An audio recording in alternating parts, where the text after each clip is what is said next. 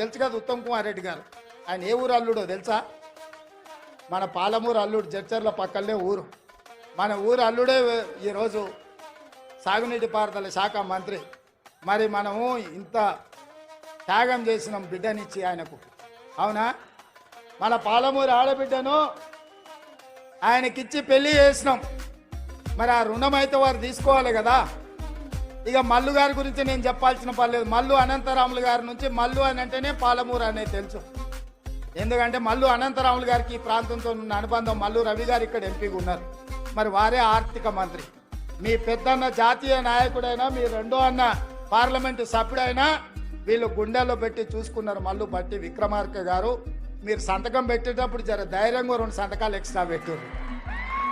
మీరు తెల్ల పేపర్ మీద సంతకం పెట్టినా మా వాళ్ళు ఏం తప్పు రాసుకోరు. 100 అవసరం ఉంటే 50 రాసుకుంటారు. మా వాళ్ళు అమాయకులు మళ్ళీ 100